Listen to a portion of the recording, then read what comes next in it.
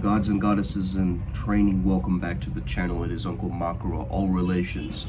Today we're talking all about how you can get unstuck in the year of the snake. And I think it's a very important topic. But if you look at the symbology, the imagery of the snake, it is surrounded by a lot of fear, a lot of awe, and a lot of reverence at the same time. And we have to understand, in the Tibetan New Year that just happened, we have now stepped into the year of the snake, and the snake is connected to the Nagas. The Nagas are these serpentine creatures that live underground, subterranean levels, and they are said to be connected to the weather and, natural disasters and so forth. So if we upset them, especially if we upset our own environments and we don't protect our environments, including our internal environments, I truly believe that there's going to be issues, right? So the first thing you want to be doing is to really start to prime yourself to be in a pristine internal environment so that your external environment starts to reflect it, which means all of the thoughts and different things in your mind showing up are relevant right now. And there are things for you to do shadow work with. There's things for you to unravel and unfold. Now you can do this with a practitioner, but it's also very simple to do yourself. You just have to have the willingness, okay? The motivation and the willingness to actually move forward and give a little bit of effort into this area. Now I'm guessing what you might be facing is a lot of resistance from all sides. It's almost like you're being split. However, if you start to notice that, wait a second, I have all of these gifts, these talents that I'm underutilizing perhaps, or maybe I just need to feel through my feelings, right? So what we think of as stuckness is actually an illusion, because atoms are vibrating all the time, right? There's no such thing as actual stuckness, but the mind creates the stuckness. The mind creates this illusion of stuckness, let's say, where you keep looping in similar behavior patterns rather than actually transcending them or looking at them from a different paradigm, a different state of consciousness, right? Daily clearing of your own energies, especially if you're tapping your meridian points and so forth, and just tapping your body in general, you'll start to notice that all these old patterns, all this old storage unit, this gunk, is starting to flush out. I like to do this also with the shower, and envision that the shower's water is cleansing me, and it goes through all of my chakra points and then down the drain. There's many other ways that you can actually implement this in your day-to-day so it doesn't get chaotic and messy, okay? So let's say you're avoiding feeling some grief. You've lost someone in your life maybe, and every time it comes up, you just kind of ignore it. You push it to the side. You don't want to face it. And that's creating more of your stuckness. You get that?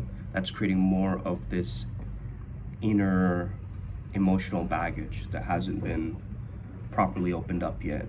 And so it's causing this invisible friction for you, this invisible resistance for you, and keeping you in this stuck state. But what if you could actually find some time, create an environment where it's safe for you to let go, where it's safe for you to let go, where it's safe for you to release these emotions and have them let go in a practical, cathartic manner. If you're a Christian listening to this and you're like, why is he talking about the snake? That's very deceptive, and that's the devil and so forth. However, if you actually look at the understandings of why these snakes were protectors, it actually makes sense, right? It actually makes a lot of sense. For instance, you notice there's this one image of the Buddha being protected by a snake, right? This hooded cobra. And we also see this particular individual, Nagarjuna, who stole the secrets of the Nagas, in a sense, and brought it back into this physical world. And there's also a lot of Tibetans around the world that they take these texts and they put it underwater, right? So that only the Nagas can access it and keep it safe. So there's a lot of belief and energy that goes into this, right? And so if you can harness the power of that and understand that you yourself might be connected to this Naga energy, which if you see any kind of guardian or protector, they do have this fierceness, this quality to them, right? That's just like, boom, no, enough is enough. I'm not going to let you in, right? And that's a similar energy I want you to understand, because this is a time where you're going to have to learn how to set healthy boundaries with yourself and others. Now, this might be pushing you a little bit because it's something you're not used to. You're unfamiliar to probably setting lots and lots of boundaries. Usually, we're kind of like, whatever, let me just go with the flow. Whatever happens, happens. But that mentality is not going to serve you this year. You have to become the flow. You have to understand that you are your manifestations. In fact, you become the identity that you want, that doesn't have to deal with your old problems anymore. And as you start stepping into this, it's going to give you that momentum, that superpower, that strength. And then you can start to move forward much easier. Another thing that I'm going to start doing this year is really focusing in on spinal health. The spine is very underutilized. The fascia in the skin is very underutilized. The tension that is stored within the physical body is very, very underrepresented, underrated, and underutilized, okay? So something as simple as just undulating your body, right? Like undulating your shoulders backwards, forwards, okay? Doing it with your hands, going sideways like this, okay? A little bit of yoga and stretching and actually putting your physical body into the mechanism of the snake will help you tune into the right frequency right now, okay? So if you do the Cobra Asana and you start really tapping into that, you feel your spine undulating. Now you feel the tension that's there that goes up your spine. You will start to understand that I have more leverage now. I have more leverage now than ever because I feel this kind of new storage space that has been unlocked in the chambers of my psyche. So now I'm able to move differently, okay? So start a yoga practice, start something where you start getting flexible, adaptable. Because if you're flexible and adaptable in your body, you can be flexible and adaptable in your mind and get rid of that stuckness, okay? The next thing you really want to do is start to understand your connection with Earth and the environment. If you're the type of person that just litters and just, doesn't give a shit about the world, you have to start understanding and embracing that this is a blessing for you. You got to be truly grateful for the nature that's out there, okay? The big problem with these natural disasters is a lot of humans come in with their human intrusions, right? They try to make it better, or they try to amplify what already is perfect, right? Nature is already perfect, and yet we want to put landmarks around it and make it into an amusement park and buy this thing and ship this thing around and kill thousands of different plants and then, renovate it into an old shopping center or something like that. Like, that's been our mentality for a while. It's just to break it down and start over. But this destruction mentality will put you more in touch with the negative forces, specifically something called the monster mind. Now, the monster mind and the Christ mind both fight together. They're opposites of each other in a sense. So you have this monster mind that just wants to destroy. It has a death wish. But then there's this life force, this energy of creativity for innovation, the eros, the energy itself, right? That life force energy. That's that Christ understanding. So it's basically, are you for life or are you anti-life, right? And once you understand that I am for life, I am for evolution, it is actually going to speed up, and it's going to take you many different ways, right? Through this maze. And it's going to help you as a survival guide, an invisible survival guide that will tell you that this is the right thing to do. No, maybe we should move into here next. Now, I truly believe that as I tapped into the Primal Sutra Nexus and asked the deities, like, what is our next evolution? They told me it's not so much an evolution, it's a revolution, and it's a self-love revolution.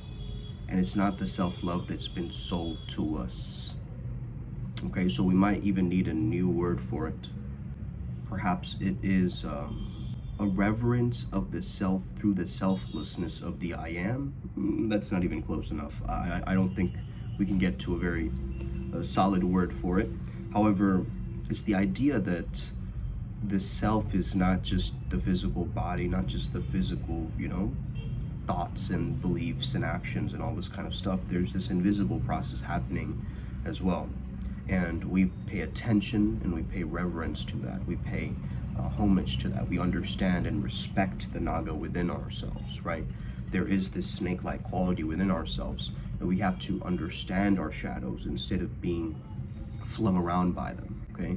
So the next time you feel guilt or shame or, you know, fear or any of these things, just start going into these emotions, really feeling through them, so that the tension isn't there buried inside. It isn't trying to, you know, pull you in a certain direction that is going to take you away from your spiritual path, okay?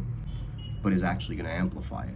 So this is the way I want you to think about this is, this year, I'm going to let go of all the things that do not serve me any longer. All the things that I've convinced myself that, oh, this is so good for me and this is the best way forward. But you know that the results they are showing are not giving you what you truly want. And you know what you really want, and you know what you really desire, right? Don't let the spiritual path take away your desires, then you'll just be this automaton, right? You won't really have any movement, any impetus, any strength, any ambition to move forward. You need the ambition at the same time as the surrender, okay? So let me start to tell you that it is completely up to you right now to unstuck yourself, get yourself out of the skunk, okay? And if you need my support or the tribe support, just reach out, go to the Telegram group, okay? We tap in with daily questions. We're gonna get you chimed in, primed into this environment, this Sangha, and together we will be unstoppable. I truly believe that way more minds, if we have way more like-minded individuals around us in a tribe, it's going to be a lot better than just swimming alone, right? The lone wolf mentality is gone now, and now it's time for you to really find your tribe, find your community, because ultimately, then you can weave a lot better, let's just say. You can be a lot more adaptable together than just by yourself, okay? Because everybody else brings different skill sets into the spiritual Avengers team, okay? Let's get it today. I hope you enjoyed this video. I'm in a bit of a rush. I have a busy day today. Let's get it. Upward Spiral Gang. May we never be the same again. Much love. Peace. Osa. Let's go.